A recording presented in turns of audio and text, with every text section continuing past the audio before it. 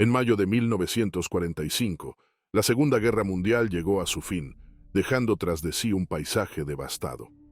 Alemania, el motor del conflicto, quedó en ruinas, su población sumida en el caos y el hambre. Pero para millones de alemanes, especialmente aquellos en Europa del Este, la derrota fue solo el comienzo de un nuevo y brutal capítulo. Expulsados de sus hogares, perseguidos y sometidos a represalias implacables, enfrentaron un destino marcado por la violencia y la pérdida. El genocidio contra los alemanes étnicos no fue un acto espontáneo, sino un proceso sistemático que afectó a hombres, mujeres y niños por igual. Desde las masacres en Königsberg hasta las interminables columnas de desplazados en Prusia Oriental y Silesia, los relatos de supervivientes revelan un sufrimiento indescriptible. Violaciones, ejecuciones y el frío implacable acompañaron a estas comunidades en su camino hacia el exilio. Esto nos hace preguntarnos, ¿el fin de la guerra fue el comienzo de la paz para todos o trajo nuevos horrores consigo? ¿Qué tan fuerte fue esta ola de dolor y destrucción que vino después de la guerra? ¿Cómo quedó Alemania luego de la guerra? Bienvenidos a The General Memories. El ocaso de un imperio. Alemania en ruinas en 1945. En mayo de 1945, la capitulación incondicional de Alemania marcó el fin de la Segunda Guerra Mundial en Europa. Sin embargo, lejos de significar un alivio inmediato, este momento histórico trajo consigo el colapso completo del Tercer Reich y el inicio de un periodo de caos y sufrimiento para la población alemana. Ciudades enteras yacían en ruinas, la infraestructura había sido destruida y millones de civiles se encontraban desplazados o atrapados en zonas de guerra. La nación, que había sido la fuerza impulsora del conflicto, ahora enfrentaba las consecuencias de su devastadora derrota. El colapso del régimen nazi no fue un proceso ordenado. Las semanas previas a la rendición estuvieron marcadas por el pánico y el desconcierto. Berlín, el corazón político y militar de Alemania, se convirtió en un símbolo del derrumbe. La batalla final en la capital dejó a la ciudad completamente destruida. Más del 80% de sus edificios habían sido reducidos a escombros por los bombardeos aliados y los intensos combates callejeros entre el Ejército Rojo y las fuerzas alemanas. Fotografías tomadas por corresponsales soviéticos muestran un paisaje surrealista. Calles llenas de escombros, edificios carbonizados y civiles deambulando con miradas vacías. El impacto en la población civil fue devastador. Durante los últimos meses de la guerra, millones de personas intentaron huir de las zonas de combate, especialmente en Prusia Oriental, Pomerania y Silesia. Familias enteras emprendieron un éxodo desesperado hacia el oeste, llevando consigo lo poco que podían cargar. Archivos soviéticos desclasificados en los años 90 documentan cómo estas columnas de refugiados eran atacadas frecuentemente por aviones aliados y tropas terrestres, dejando cientos de muertos en su camino. Un sobreviviente de una de estas rutas recordó: era como si el cielo y la tierra se hubieran vuelto en nuestra contra. Cada paso que dábamos era un riesgo. Las madres llevaban a sus hijos en brazos, pero no todos lograban llegar al final. En paralelo, dentro de las ciudades alemanas, la escasez de alimentos y el colapso de los servicios básicos empujaron a millones de personas al borde de la desesperación. Los mercados negros florecieron y muchos recurrieron al trueque para obtener lo esencial. Un informe de la Cruz Roja Internacional de 1946 detalla cómo en ciudades como Hamburgo y Dresde, los civiles intercambiaban objetos de valor personal por un pedazo de pan o un poco de carbón. El hambre no era el único enemigo. Las enfermedades, exacerbadas por la falta de saneamiento y las condiciones de hacinamiento, se propagaban rápidamente. En algunos casos, el tifus y la disentería alcanzaron niveles epidémicos. Los hospitales, desbordados y mal equipados, no podían atender a todos los afectados. Un médico que trabajó en Berlín tras la rendición escribió en su diario: cada día llegaban más y más pacientes. Había mujeres y niños que no habían comido en días. Sus cuerpos apenas podían soportar una infección menor. Nos sentíamos impotentes. Mientras tanto, en las zonas ocupadas por los aliados, El trato a la población alemana variaba significativamente. En el este, bajo el control del Ejército Rojo, las represalias contra los civiles eran frecuentes. Violaciones, saqueos y ejecuciones sumarias se convirtieron en una oscura realidad para miles de alemanes. Aunque estas acciones no fueron oficialmente sancionadas, documentos internos del NKVD revelan que en muchos casos se toleraron como una forma de venganza por las atrocidades nazis en territorio soviético. Un testimonio recogido por investigadores polacos describe cómo una mujer de Königsberg presenció la ejecución de su vecino, acusado sin pruebas de ser miembro de las SS. En el oeste, bajo la administración estadounidense, británica y francesa, las políticas hacia los civiles alemanes fueron algo más estructuradas. Sin embargo, las condiciones seguían siendo duras. Las autoridades aliadas implementaron restricciones estrictas sobre el movimiento y las actividades de la población local mientras trabajaban para desmantelar las estructuras del régimen nazi. Los alemanes, muchos de ellos desmoralizados y físicamente agotados, enfrentaron además la humillación de vivir bajo la ocupación de las potencias que habían derrotado a su nación. El caos social también se reflejó en un aumento de los crímenes dentro de Alemania. Con la autoridad central colapsada, los robos, las agresiones y otros actos de violencia se dispararon. En muchas ciudades, las fuerzas aliadas tuvieron que intervenir para restablecer el orden, aunque sus recursos eran limitados. Un archivo británico de 1945 menciona cómo en Hamburgo, grupos de civiles comenzaron a formar patrullas para proteger sus barrios, a menudo armándose con lo que podían encontrar. A pesar de estas adversidades, algunas señales de esperanza comenzaron a surgir. Organizaciones internacionales, como la Cruz Roja y las Naciones Unidas, intervinieron para distribuir ayuda humanitaria. Los paquetes de alimentos y medicinas enviados desde el extranjero salvaron muchas vidas, aunque no alcanzaron para cubrir todas las necesidades. Fotografías de la época muestran a niños en Berlín haciendo fila para recibir pan, sus rostros marcados por el cansancio, pero iluminados por la posibilidad de un alimento caliente. El ocaso del Tercer Reich significó el fin de un régimen brutal, pero también significó el inicio de un periodo de sufrimiento prolongado para millones de alemanes. Las ruinas físicas y emocionales dejadas por la guerra se convirtieron en el escenario de un capítulo sombrío, donde la lucha por la supervivencia definió cada aspecto de la vida cotidiana.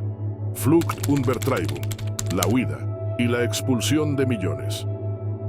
Tras la capitulación alemana en 1945, una de las mayores crisis humanitarias en Europa comenzó a desarrollarse. Entre 12 y 14 millones de alemanes étnicos fueron expulsados de sus hogares en territorios de Europa del Este, como Prusia Oriental, Silesia y los Sudetes. Este éxodo, conocido como Flucht und Vertreibung, huida y expulsión, representó uno de los desplazamientos forzados más grandes de la historia moderna.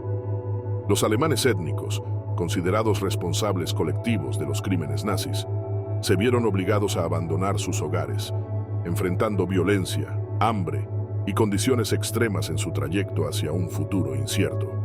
La planificación de estas expulsiones comenzó incluso antes de que la guerra terminara. En la Conferencia de Potsdam, celebrada en julio de 1945, las potencias aliadas acordaron la reorganización de las fronteras europeas, lo que incluía la transferencia de territorios de Alemania a Polonia y la Unión Soviética. Este rediseño territorial implicaba la reubicación masiva de las poblaciones alemanas que vivían en esas áreas. Un documento oficial emitido por las fuerzas aliadas en Potsdam justificaba estas acciones como necesarias para garantizar la paz futura en Europa, aunque reconocía que las expulsiones debían realizarse de manera ordenada y humana. Sin embargo, la realidad fue muy diferente. En los territorios ocupados por el Ejército Rojo, las expulsiones se llevaron a cabo con brutalidad y rapidez. Las fuerzas soviéticas, apoyadas por milicias locales, irrumpieron en las aldeas y ciudades habitadas por alemanes, dando a las familias un tiempo mínimo para empacar sus pertenencias antes de ser obligadas a marcharse. Un archivo soviético desclasificado en 1988 detalla cómo los alemanes eran cargados en vagones de trenes de carga, diseñados originalmente para transportar ganado y enviados hacia Alemania Occidental en viajes que duraban semanas. Las condiciones en estos vagones eran inhumanas, sin calefacción, sin ventilación adecuada y con apenas alimentos o agua. El frío extremo del invierno de 1945 y 1946 agravó aún más las penurias de los desplazados. En Prusia Oriental, miles de personas murieron congeladas durante las largas marchas a pie hacia el oeste.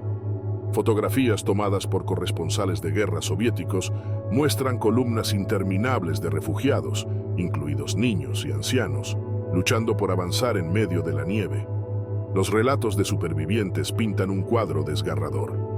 Greta M., una mujer que fue expulsada de Silesia con su familia, recordó: "Mi madre llevaba a mi hermano pequeño en brazos y yo tiraba de un trineo con nuestras pertenencias. A veces teníamos que dejar cosas atrás para poder seguir avanzando. El frío era insoportable, pero si te detenías, morías". Además de las condiciones climáticas, los desplazados enfrentaron violencia y abusos a lo largo de su trayecto. En muchos casos, los trenes y columnas de refugiados eran atacados por milicias locales que buscaban vengarse de las atrocidades cometidas por los nazis durante la ocupación. Archivos polacos encontrados en 1992 describen cómo algunos grupos organizaban emboscadas para saquear las pocas pertenencias que los alemanes llevaban consigo. En Prusia Oriental, se documentaron casos de refugiados ejecutados sumariamente por las milicias locales bajo la acusación de haber colaborado con el régimen nazi. Las mujeres y niñas alemanas fueron particularmente vulnerables durante este periodo. Los informes de violaciones masivas cometidas por soldados y milicianos son una constante en los testimonios de la época. Una investigación realizada por historiadores alemanes en los años 90 reveló que al menos 2 millones de mujeres alemanas fueron víctimas de violencia sexual durante estas expulsiones. Aunque muchas de estas historias permanecieron en silencio durante décadas, los relatos que han salido a la luz muestran el profundo impacto psicológico y físico que estas experiencias dejaron en las sobrevivientes. Para quienes lograron llegar a su destino en Alemania, las condiciones no mejoraron significativamente. Los campos de refugiados en el oeste estaban superpoblados y mal equipados para manejar la afluencia masiva de desplazados. Un informe de la Cruz Roja Internacional de 1947 detalla cómo en algunos campos las familias vivían en barracones improvisados, compartiendo espacios reducidos con decenas de personas.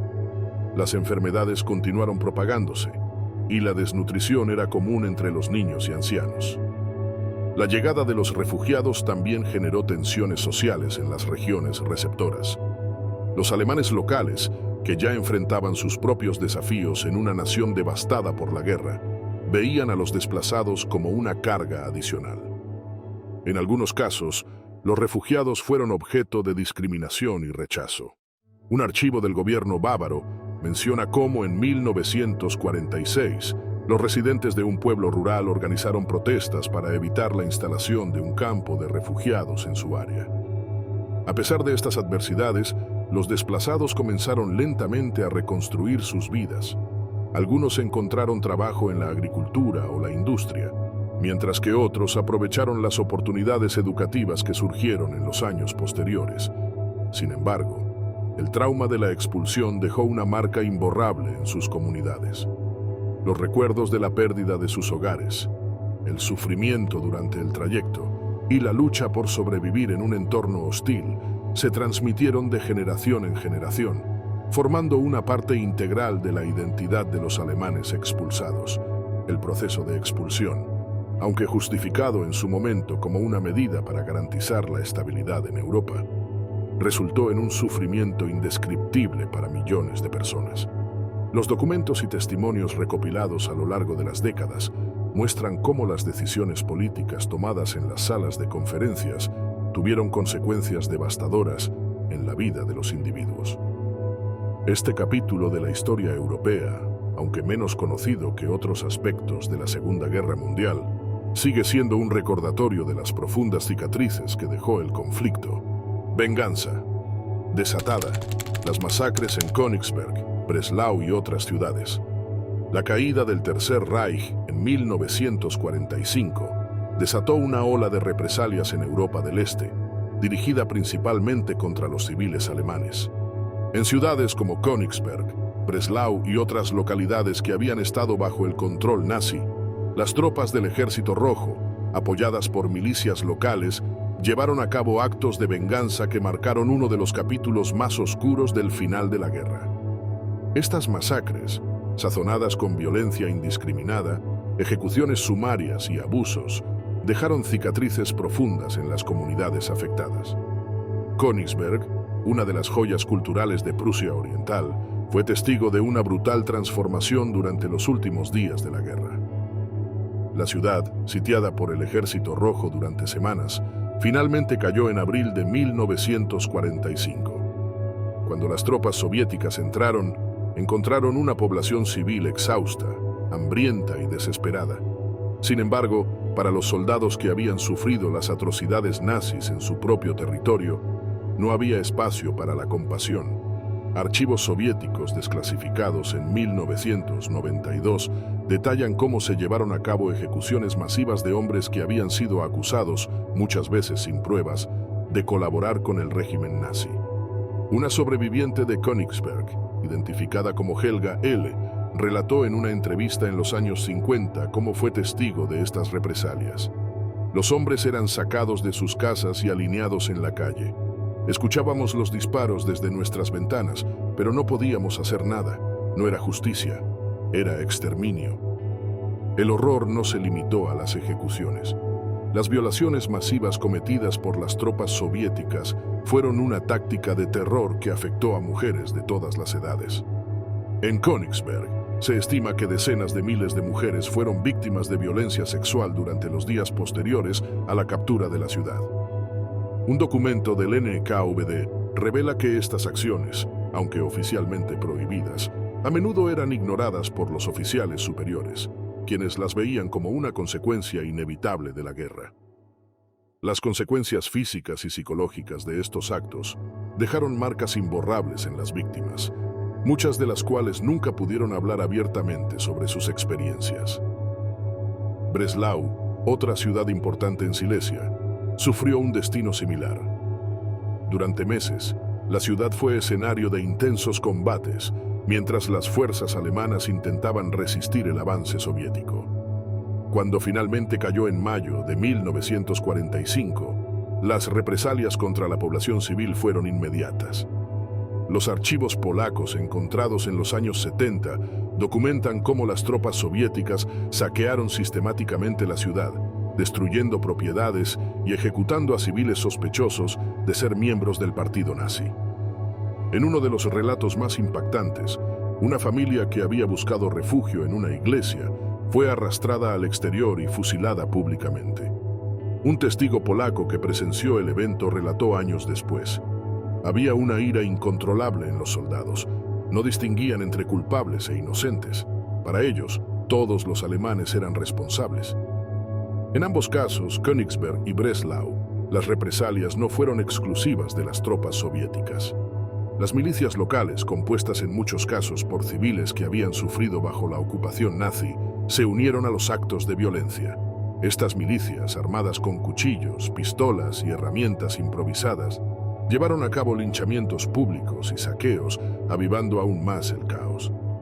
En Königsberg, un archivo descubierto en 1995 describe cómo un grupo de milicianos quemó vivo a un comerciante alemán acusado de haber denunciado a sus vecinos durante el régimen nazi. En otras localidades, como Nemmersdorf en Prusia Oriental, las masacres adquirieron una escala aún mayor. Nemmersdorf fue una de las primeras aldeas alemanas capturadas por el Ejército Rojo en octubre de 1944, y las atrocidades cometidas allí se convirtieron en un símbolo del terror que se avecinaba. Testimonios de testigos presenciales y fotografías tomadas por soldados alemanes muestran a decenas de civiles, incluidos niños y ancianos, ejecutados de manera sumaria. Aunque las circunstancias exactas de estas masacres siguen siendo objeto de debate histórico, las evidencias sugieren que los actos de violencia fueron generalizados y deliberados. El impacto psicológico de estas masacres fue devastador para los sobrevivientes. Muchos de ellos, enfrentados a un trauma insoportable, optaron por el silencio, mientras que otros intentaron reconstruir sus vidas en medio de la desolación. Un informe psicológico de 1948 detalla cómo las mujeres que habían sufrido violaciones masivas en Königsberg desarrollaron altos niveles de depresión y trastornos de ansiedad, mientras que los niños que presenciaron las ejecuciones mostraban signos de estrés postraumático severo. A pesar de la magnitud de estos eventos, la documentación oficial fue limitada. Las potencias aliadas, preocupadas por mantener la estabilidad en la posguerra, minimizaron las noticias sobre las masacres y los abusos. Sin embargo, en años posteriores, los testimonios de los sobrevivientes y los archivos desclasificados comenzaron a arrojar luz sobre la magnitud de las represalias. Un archivo alemán encontrado en 1987 contenía una lista de más de 10.000 nombres de civiles desaparecidos durante las represalias en Prusia Oriental, muchos de los cuales nunca fueron encontrados. El legado de estas masacres es un recordatorio sombrío de cómo el fin de la guerra no trajo paz para todos. Para los alemanes en Königsberg, Breslau y otras ciudades del este, la derrota significó una nueva fase de sufrimiento que continuó marcando a generaciones enteras. Castigo colectivo. La doctrina de la responsabilidad alemana. La doctrina del castigo colectivo aplicada a los alemanes tras la Segunda Guerra Mundial se basó en la idea de que toda la población era responsable, en mayor o menor medida, de las atrocidades cometidas por el régimen nazi. Esta perspectiva no solo fue promovida por las potencias aliadas, sino que también fue ampliamente aceptada por las naciones que habían sufrido bajo la ocupación alemana. Desde las expulsiones masivas hasta los trabajos forzados y las represalias directas, esta doctrina moldeó las políticas de posguerra y dejó un legado de sufrimiento que marcó a millones de personas. En los acuerdos alcanzados durante la Conferencia de Potsdam en julio de 1945, las potencias aliadas discutieron cómo manejar el colapso de Alemania. Además de la división territorial y la desmilitarización, también abordaron la cuestión de la responsabilidad alemana. Un documento oficial emitido tras la conferencia establecía que los alemanes debían ser responsabilizados por los crímenes de guerra y las atrocidades perpetradas durante la ocupación nazi. Aunque este enfoque inicialmente estaba destinado a los líderes del régimen, pronto se amplió para incluir a toda la población alemana, especialmente en las zonas ocupadas por la Unión Soviética y Polonia. En los territorios del este, la doctrina de responsabilidad colectiva se aplicó de manera especialmente dura. Las expulsiones masivas de alemanes étnicos de Prusia Oriental, Silesia y los Sudetes no solo fueron vistas como una medida de seguridad, sino también como un castigo por los crímenes del Tercer Reich. Archivos polacos desclasificados en 1991 revelan que las autoridades locales justificaban estas expulsiones como una forma de limpiar sus territorios de cualquier influencia alemana y asegurar que nunca más fueran utilizados como plataforma para la agresión. En muchos casos, esta lógica se tradujo en actos de violencia indiscriminada contra civiles alemanes.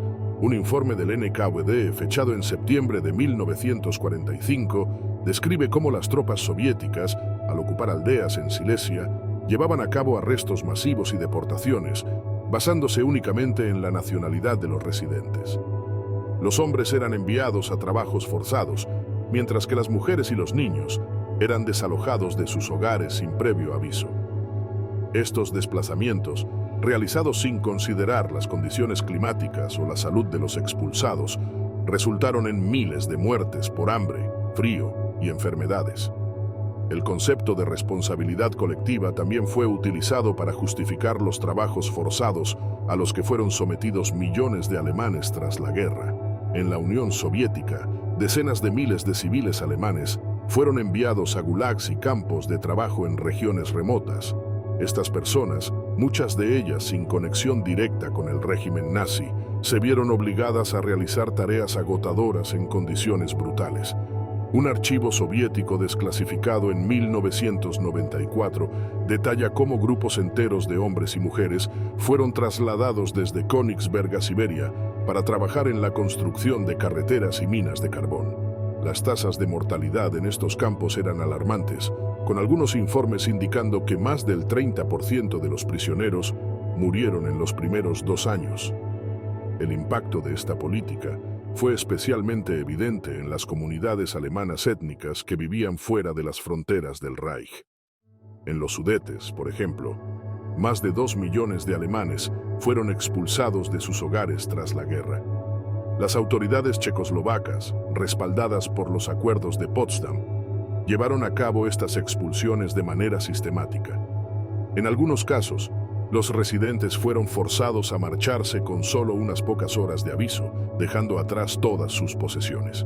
Un testimonio recogido en los años 50 describe cómo una familia sudeta fue obligada a abandonar su hogar bajo la amenaza de ejecución. Nos dieron 1 hora para empacar. Los soldados nos llevaron al borde del pueblo y nos dijeron que nunca volviéramos. Dejamos todo, incluso las fotos de nuestros abuelos. Era como si nunca hubiéramos existido. En Polonia, la narrativa de responsabilidad colectiva se utilizó para justificar la toma de propiedades alemanas. Un decreto gubernamental emitido en 1945 permitió la expropiación de tierras y bienes de cualquier persona identificada como alemana, independientemente de su conexión con el régimen nazi. Estas propiedades fueron redistribuidas entre los polacos que habían sido desplazados por la guerra, creando tensiones entre las comunidades locales y los alemanes restantes. El trato a los prisioneros de guerra alemanes también reflejó la doctrina del castigo colectivo. Aunque las convenciones internacionales garantizaban ciertos derechos a los prisioneros, en muchos casos estas reglas fueron ignoradas. En los campos soviéticos, los prisioneros eran sometidos a interrogatorios brutales y trabajo forzado, con pocos recursos para sobrevivir. Un informe del NKVD menciona que en algunos campos, los prisioneros eran utilizados como ejemplo para disciplinar a otros, enfrentando castigos físicos severos por infracciones menores. La justificación ideológica detrás de estas políticas estaba profundamente arraigada en el trauma causado por las atrocidades nazis. Las naciones que habían sufrido bajo la ocupación alemana veían estas represalias como una forma de justicia histórica. Sin embargo, para los civiles alemanes que se convirtieron en blanco de estas políticas, el impacto fue devastador.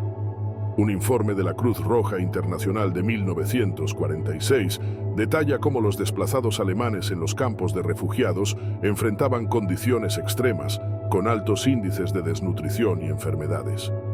A pesar de estas dificultades, la narrativa oficial en muchos países justificaba estas acciones como necesarias para garantizar la estabilidad en la posguerra. Los líderes aliados, conscientes de las críticas internacionales, a menudo minimizaban las historias de abusos y se centraban en los logros de la reconstrucción. Sin embargo, los archivos desclasificados y los testimonios de las víctimas comenzaron a arrojar luz sobre las verdaderas dimensiones de esta política, desafiando las narrativas oficiales. La doctrina del castigo colectivo dejó un legado complejo. Si bien fue vista como una forma de retribución por los crímenes del Tercer Reich, también resultó en un sufrimiento masivo para millones de personas que no tenían conexión directa con los eventos que llevaron a la guerra. Para los alemanes que sobrevivieron a esta época, las cicatrices físicas y emocionales fueron profundas, y las historias de estas experiencias se transmitieron de generación en generación, asegurando que estos eventos no fueran olvidados. Las sombras del Gulag, alemanes en campos de trabajo forzado. Con la rendición alemana en 1945, la Unión Soviética enfrentó la tarea de reconstruir un país devastado por la guerra. Para ello, recurrió a una fuente de mano de obra que consideraba tanto un recurso como un castigo: los civiles y prisioneros de guerra alemanes capturados. Decenas de miles de hombres, mujeres y adolescentes fueron enviados a los gulags, el extenso sistema de campos de trabajo forzado soviético, donde las condiciones inhumanas y la explotación se convirtieron en su nueva realidad. El transporte de estos prisioneros comenzó poco después de la capitulación alemana. Documentos del NKVD, desclasificados en 1991, muestran que miles de civiles fueron arrestados en territorios ocupados por el Ejército Rojo y etiquetados como colaboradores potenciales o trabajadores reasignables. Muchos de estos individuos no tenían vínculos con el régimen nazi, pero su nacionalidad y su utilidad como mano de obra los convirtieron en objetivos. Desde Königsberg, Silesia y Prusia Oriental, fueron trasladados en vagones de trenes de carga hacia regiones remotas de Siberia, el Cáucaso y Asia Central. Los viajes podían durar semanas y los vagones carecían de ventilación, calefacción y recursos básicos. Un testimonio de un prisionero alemán capturado en Königsberg describe las condiciones de uno de estos traslados. Nos empacaron en vagones como si fuéramos ganado. Apenas había espacio para moverse y el aire se volvía irrespirable. La mayoría de nosotros no tenía idea de a dónde nos llevaban, solo sabíamos que el viaje era interminable. Al llegar a los gulags, los prisioneros eran sometidos a un estricto proceso de registro. Se les confiscaban sus pertenencias, se les asignaba un número y se les proporcionaba ropa desgastada e inadecuada para las condiciones climáticas extremas. Los barracones donde vivían estaban construidos de madera sin aislamiento, ofreciendo poca protección contra las temperaturas bajo cero. Durante los inviernos, el frío extremo se combinaba con la falta de alimentos y ropa adecuada, lo que hacía que las enfermedades fueran comunes y frecuentemente mortales. El trabajo diario era agotador y estaba diseñado para maximizar la producción sin consideración por el bienestar de los prisioneros. En los gulags de Siberia, muchos alemanes trabajaban en minas de carbón y metales, excavando túneles en condiciones peligrosas y sin equipo de seguridad. Otros fueron enviados a talar bosques en regiones densamente arboladas, enfrentándose a jornadas de 14 horas con herramientas rudimentarias. En un informe del NKVD de 1947, se registraron al menos 500 muertes en un solo campo debido a accidentes relacionados con el trabajo. El hambre era una constante en la vida diaria de los prisioneros. Las raciones consistían en pan negro, sopa aguada y ocasionalmente pescado seco. Estas porciones no eran suficientes para mantener a hombres y mujeres que realizaban trabajo físico intenso, lo que resultaba en una desnutrición severa. Un archivo soviético menciona que los prisioneros que no alcanzaban las cuotas de trabajo diarias eran castigados con la reducción de sus raciones, creando un ciclo mortal de debilidad y castigo. En algunos campos, los prisioneros alemanes se convirtieron en víctimas de experimentos con nuevas formas de explotación laboral. Un informe descubierto en 1988 detalla cómo se realizaron pruebas en ciertos gulags para determinar los límites físicos de los trabajadores forzados. Estas prácticas incluían el aumento gradual de las cuotas de trabajo y la reducción simultánea de las raciones, lo que provocó una alta tasa de mortalidad. A pesar de las condiciones extremas, algunos prisioneros lograron resistir y sobrevivir mediante el ingenio y la solidaridad. Se formaron redes clandestinas dentro de los campos donde los prisioneros compartían alimentos, consejos de supervivencia e incluso medicinas. En uno de los gulags en Kazajistán, un grupo de prisioneros alemanes organizó un sistema de trueque interno, utilizando pequeños objetos personales como moneda para obtener comida adicional o ropa de abrigo. La vigilancia en los gulags era estricta y los intentos de escape eran castigados con severidad. Un informe de un campo en Siberia describe cómo, en 1946, un grupo de 6 prisioneros alemanes intentó escapar cruzando el bosque en pleno invierno. Fueron capturados a pocos kilómetros del campo y ejecutados públicamente como advertencia para los demás. Un testigo de este evento relató: "Los colocaron frente a nosotros y les dispararon sin previo aviso. Querían que entendiéramos que no había escapatoria". Además de los trabajos forzados, los prisioneros eran sometidos a interrogatorios periódicos. Las autoridades soviéticas buscaban obtener información sobre operaciones nazis, crímenes de guerra y posibles conspiraciones. Estos interrogatorios a menudo se realizaban bajo tortura, utilizando métodos que incluían privación del sueño, golpes y exposición al frío. En un testimonio recopilado por historiadores alemanes, un prisionero describió cómo fue obligado a permanecer de pie descalzo sobre nieve durante horas mientras era interrogado. Con la muerte de Stalin en 1953, la situación en los gulags comenzó a cambiar lentamente. Las políticas de desestalinización implementadas por Nikita Khrushchev llevaron a la liberación gradual de muchos prisioneros, incluidos los alemanes. Sin embargo, para entonces, miles ya habían muerto, y los sobrevivientes regresaban a casa marcados física y emocionalmente por su experiencia. Los archivos y testimonios de los prisioneros alemanes en los gulags ofrecen un relato impactante de cómo las políticas soviéticas utilizaron el trabajo forzado como una herramienta de castigo y reconstrucción. Para aquellos que vivieron esta experiencia, el recuerdo de los años en los campos se convirtió en un símbolo de la brutalidad de la posguerra y en un recordatorio de las complejidades morales de un mundo que buscaba justicia tras el conflicto más devastador de la historia. Territorios perdidos, la transformación de Europa del Este. El final de la Segunda Guerra Mundial trajo consigo a una transformación profunda en el mapa de Europa del Este. Las expulsiones masivas de alemanes étnicos, el reasentamiento forzado de poblaciones y la reorganización territorial redibujaron las fronteras, eliminando el legado cultural y humano alemán que había existido durante siglos en muchas regiones. Este proceso, aunque promovido como una medida para garantizar la paz futura, tuvo un costo humano y cultural incalculable. En los acuerdos alcanzados durante la Conferencia de Potsdam en 1945, las potencias aliadas decidieron transferir grandes extensiones de territorio alemán a Polonia y la Unión Soviética. Prusia Oriental, Pomerania y Silesia fueron repartidas entre estos dos países, mientras que los Sudetes pasaron a formar parte de Checoslovaquia. Para consolidar esta nueva distribución territorial, las poblaciones alemanas que residían en estas áreas fueron expulsadas sistemáticamente. Un informe emitido por el gobierno polaco en 1946 justificaba estas acciones como una forma de asegurar que la amenaza alemana no volviera a resurgir en el futuro. En Prusia Oriental, una región que durante siglos había sido un centro cultural y político alemán, la transformación fue inmediata y radical.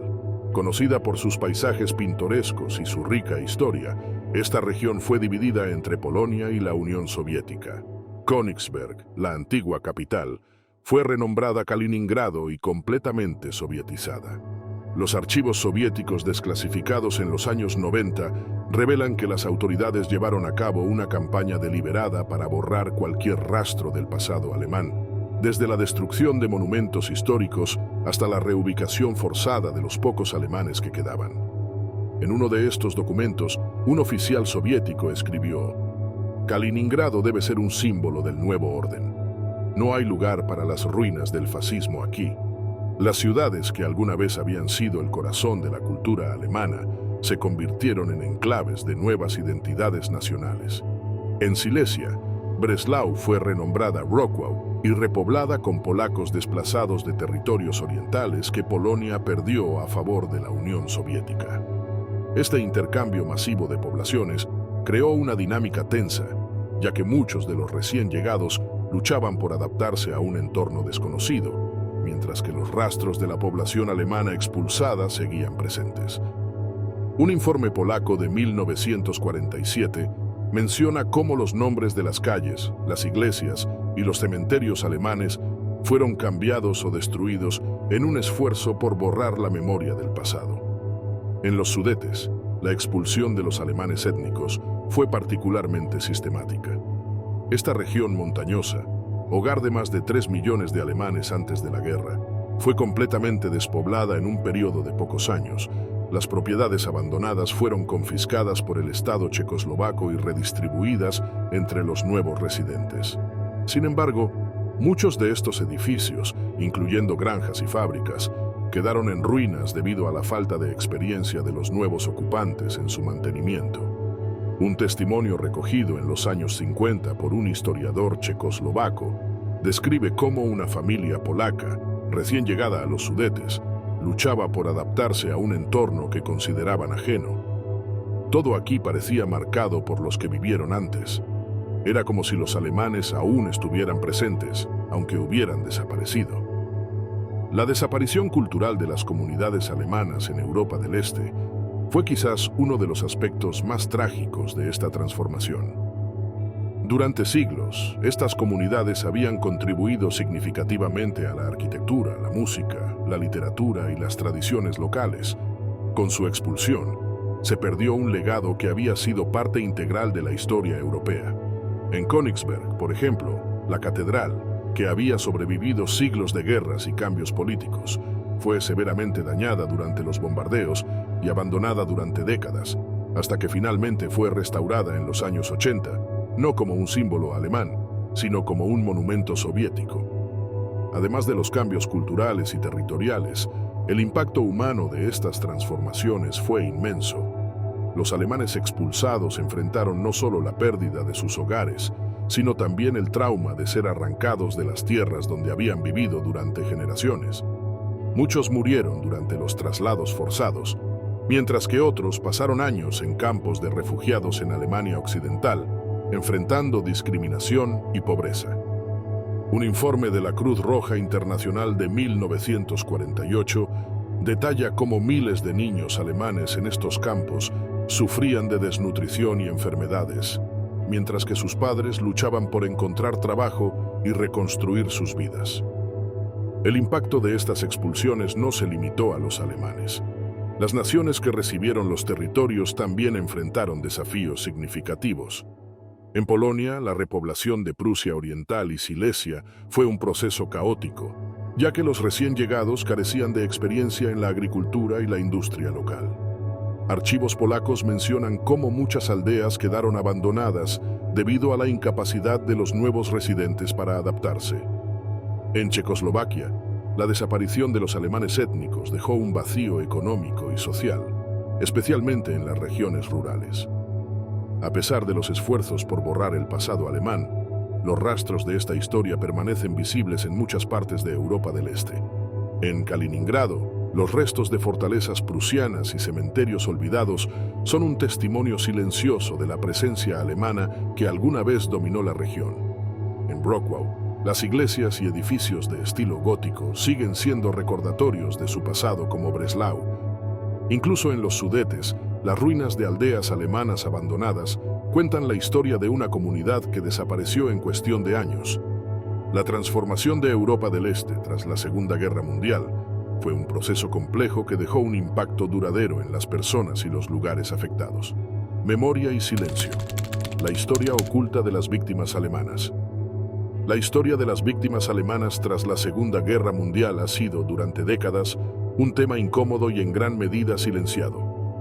Mientras que los crímenes del régimen nazi ocuparon un lugar central en la memoria colectiva global, las experiencias de millones de alemanes que sufrieron desplazamientos, represalias y abusos fueron relegadas al olvido.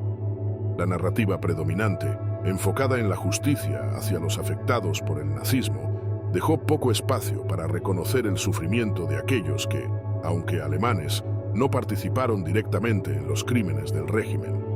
Tras la guerra, los testimonios de los desplazados y sobrevivientes de represalias fueron recibidos con indiferencia o rechazo. En Alemania Occidental, el enfoque estaba en la reconstrucción y el distanciamiento del pasado nazi, mientras que en Alemania Oriental, bajo la influencia soviética, las narrativas oficiales minimizaron el sufrimiento alemán en favor de destacar las atrocidades nazis contra otras naciones.